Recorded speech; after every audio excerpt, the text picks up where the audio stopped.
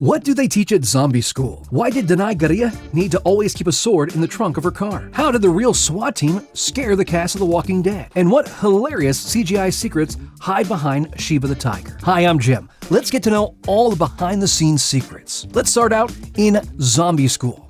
Extras who play the walkers don't just show up on set. No. First of all, they have to go to a special so-called zombie school to learn how to walk, move, bite people, and even how to take a bullet. Besides walking like they're totally drunk, the extras are told not to blink and to stay absolutely silent. Oh yeah, those creepy sounds are actually added in post-production. So if you want to play a walker, simply forget about making any growling noises to make the performance more realistic. By the way, the special makeup effects creator of the show, Greg Nicotero, has also appeared as a walker on the show in 4 different episodes.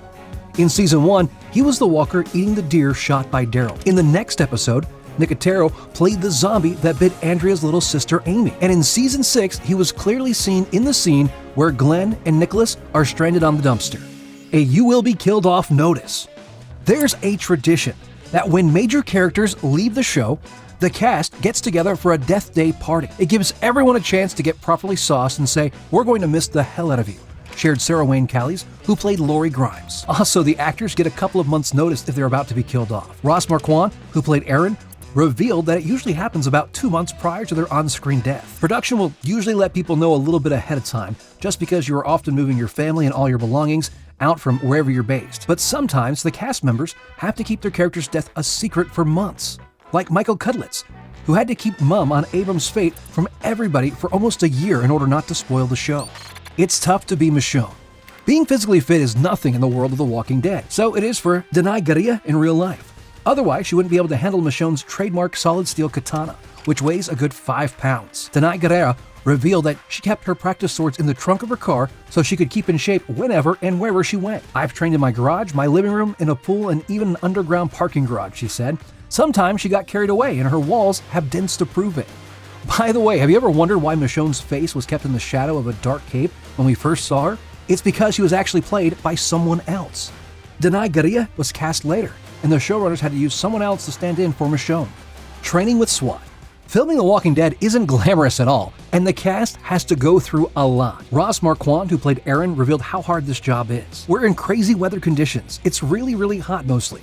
You're sweating through several layers of clothing. And of course, all the main cast has to train a lot. They do actually know how to use all their weapons, not just how to look good holding them. The actors regularly go to shooting ranges, and they also practice with SWAT and military experts. By working with professionals, the Walking Dead cast learn how to handle the guns and other various weapons, and also how to work in a team. But there was a time when the SWAT team was called to the set for a different reason. The SWAT team soon arrived and found it was just actor Michael Rooker firing blanks. Not so deadly weapons. All the weapons on the show are in fact real, but real guns are pretty heavy, and the actors have to carry them around all day. So there are plastic versions of all weapons, as they still look cool, but they are much lighter than the real guns. But for the fight sequences, the actors use rubber props, which are definitely much safer. Also, the tips of knives are missing, and they're added later, with the use of CGI. In some cases, like the iconic katana, the weapon gets wrapped in green tape, which makes it easier for the post-production to edit.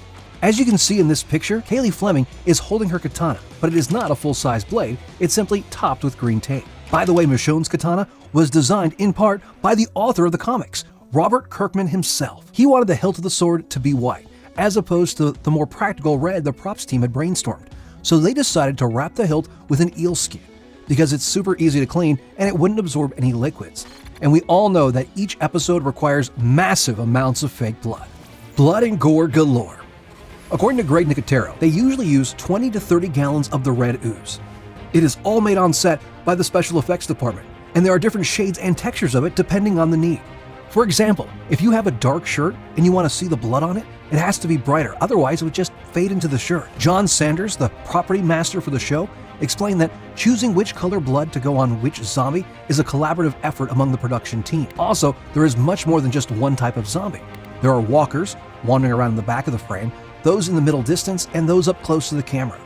Zombies in the foreground get the full-on makeup treatment, while those placed in the distance require only a splash of fake blood and some dirty clothes. And did you notice the word zombie is never used in the show? A taboo on the Z word.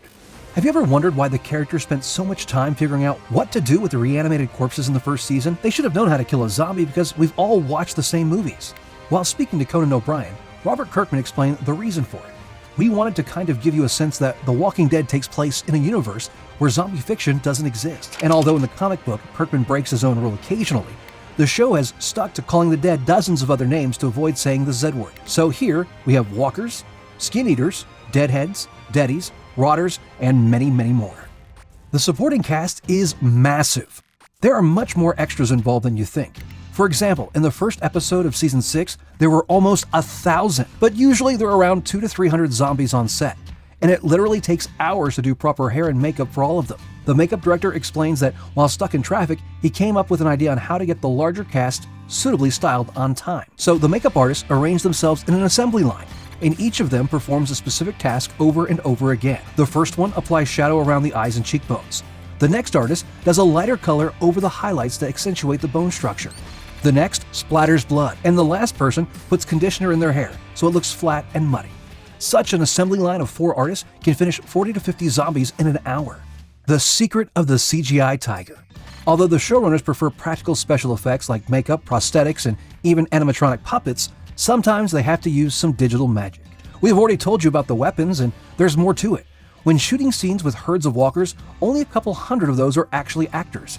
At the beginning of Season 6, the group encounters the horde of 30,000 walkers. Greg Nicotero shared that there were only 200 extras on the set, interacting around the truck on the foreground, while those in the background were digitalized. Also, CGI is used to erase the small details, like breath steam from the extras who play the undead. And we can't help telling you about Shiva the Tiger. Although it looks exceptionally realistic and definitely much better than the infamous deer, it actually isn't. The rules and regulations surrounding the safety of both animals and crew necessitated an animated version of the tiger, so a stuntman has to act on the set as a stand-in for Shiva. Yes, every time we see the tiger jump on someone and tear out their jugular, it's actually a man decked out in a blue bodysuit. Characters that aren't in the comics. The avid fans are definitely aware of the fact that the show is based on the graphic novels created by writer Robert Kirkman and artist Tony Moore. But what you might not know is that many characters that appear on TV were never in the original comic book. The fan fave Daryl Dixon was created specifically for the show. Together with his brother Merle, Sasha, Beth, and T-Dog also never existed in the comics. Moreover, sometimes characters who die in the series are alive in the novels, like Andrea, and characters who die in the comic book don't necessarily do so in the show, like baby Judith, whom we love so much. How many Judiths have you noticed? Over the span of 9 seasons of The Walking Dead, there have been a total of 16 actresses who played the role of Judith. Why so many? I mean, there is a baby Judith, toddler Judith, and finally an almost teen Judith. But in fact, because of the strict laws involved with having a baby on set, the role was often recast. Moreover, they have cast twins as Judith.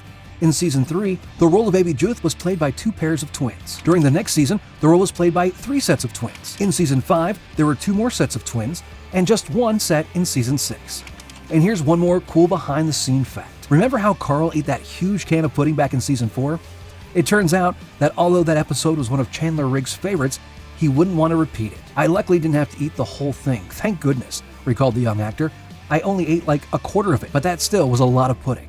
So by the time he had finished shooting, Chandler absolutely hated pudding. The opening credits decay every season. The walkers aren't the only thing that rot over time. So does the opening sequence of the series. With each season, it gets darker and grimier, reflecting the world of The Walking Dead, which is gradually falling apart. Executive producer Gail Ann Hurd confirmed it. For the observant fan, it's an Easter egg. The world is more decayed. The walkers are considerably more decayed. So it really is reflective of that. But in Season 9, the opening credits were revamped, and the logo got some greenery in it, signaling a sense of rebuilding and the return of nature. Which of these facts surprised you most? Let us know in the comments below. And thanks for staying with OSSA Movies.